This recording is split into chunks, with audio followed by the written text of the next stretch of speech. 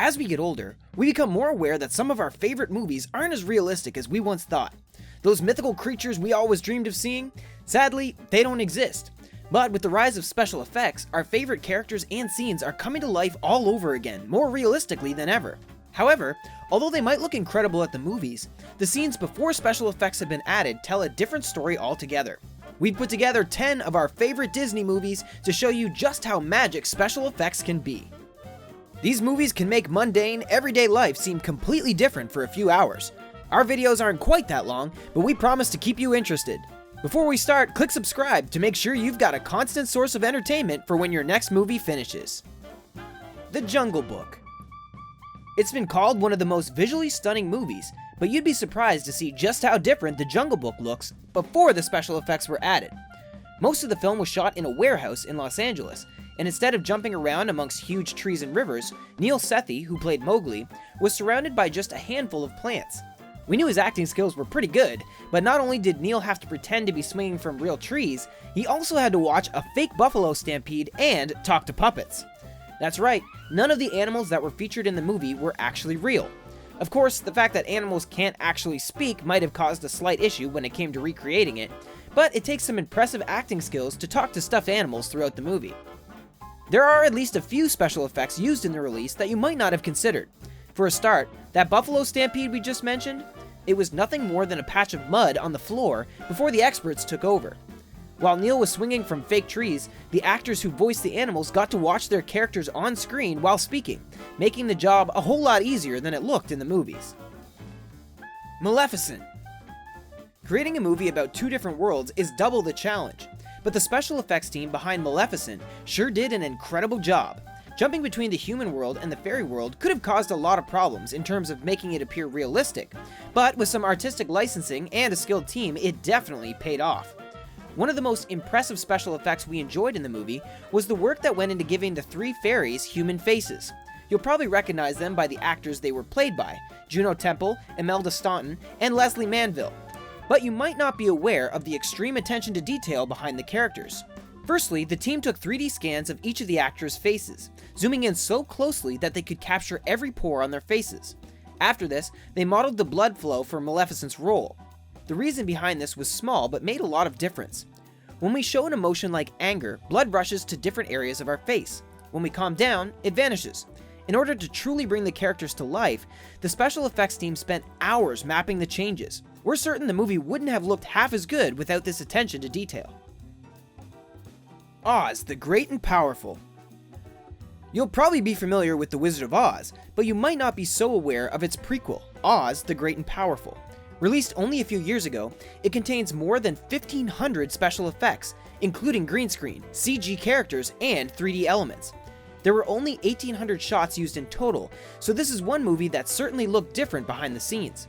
The special effects team also used blue screen layered with live-action photography for some of their sequences, which worked together to make you believe that what's happening on screen was actually what happened during filming. Just a heads up, it was completely different. The first step of putting the movie together was to decide what kind of world they wanted to create. This may sound easy, but when you're planning from imagination with nothing concrete in front of you, it can be pretty darn difficult. Luckily, it all came together with time. For example, much of the Emerald City was filmed over the course of 7 months by using sound stages in Michigan.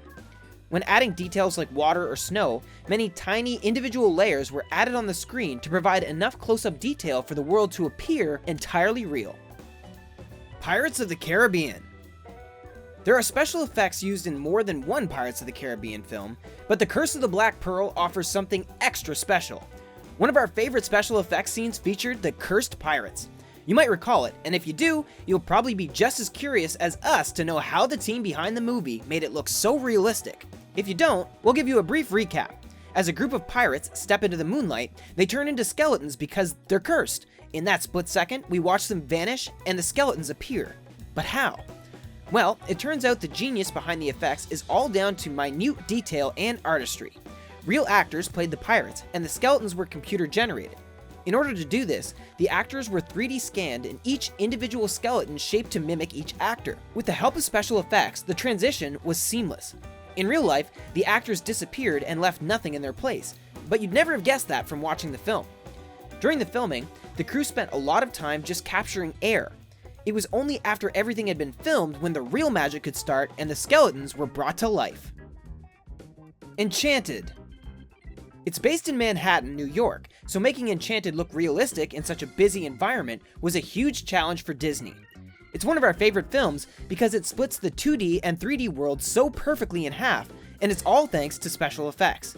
Jumping between these two different worlds took an awful lot of expertise, both from the actors and the special effects team. And a highlight is the use of animated characters acting alongside human actors.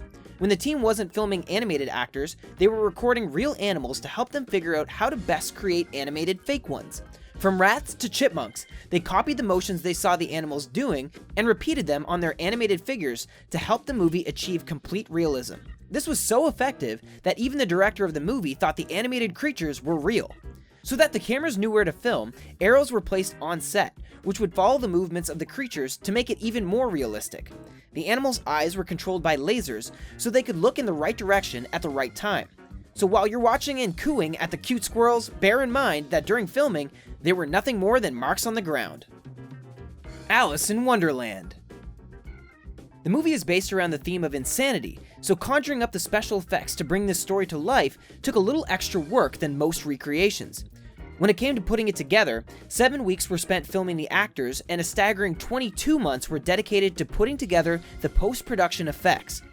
For the weird and wacky variety of creatures we saw on screen, the team used a strange assortment of objects. These included cardboard frogs, Nerf balls, stilts, and rubber rabbits, which is not at all what we envisioned when we first watched the film. When it came to voicing the animals, the actors stood in the correct places on the screen wearing huge green costumes to signify what they were supposed to be. Then, the special effects team turned a simple human being into something completely out of this world. Other things were also entirely changed, like the horse. Watching the film, you'll see the Knave of Hearts character interrupting a tea party while sitting on a horse. Behind the scenes, the horse was actually nothing more than a barrel held up by stunt guys. Who would have guessed? But perhaps the most impressive special effect in this film is the Red Queen's head. It's far larger than her body, so to capture this properly, 2 separate cameras were used throughout the entire film, one for her head and one for her body. Impressive! The BFG. It's no surprise that in order to film the BFG, some pretty impressive special effects would have to be used. Otherwise, he'd just look like a standard-sized person rather than a big friendly giant, right? The giant was supposed to be 24 feet tall, so the production team used a handheld camera device called a simulcam. The device was first used in the film Avatar and is used to assist pre-recorded scenes when it comes to creating special effects on top. The team used it during the BFG to play back the virtual world with the human actors at the same time to ensure the effects looked as professional as possible. Another impressive difference between the on-screen movie and the film set is the vast contrast between surroundings. Throughout the film, we move between the orphanage, the dream country, and many other locations, but they were all filmed in the exact same place, a converted industrial facility in Vancouver, British Columbia. The building itself was a little more than blue walls and concrete floor, but watching the film, you'd never expect the special effects to be as incredible as they are from such basic surroundings. Even if we knew the dream country wasn't a real place, the work that went into this film was nearly enough to convince us otherwise. Frozen. It's technically an animated movie, but the work that went into specific details of Frozen is more than enough to justify its place on our 10 favorites here. It's one of Disney's most popular movies, so you've probably watched it 100 times already. But did you notice just how realistic the snow looks? Well, if you didn't, then it's time to rewatch. The animating team would appreciate it at least, because the lengths they went to put Frozen well and truly above any other animated film. Sure, we all know what snow looks like and how it falls, but because it's such a central part of the movie, the animators were instructed to go and wander around in waist-height snow in Cheyenne, Wyoming, just to make sure they were aware of what it does. You might be wondering just how long it takes to get to know the snow, but these special effects guys had to know intense features like the precise properties of how it falls, and also how to make sure the snowfall was 100% accurate.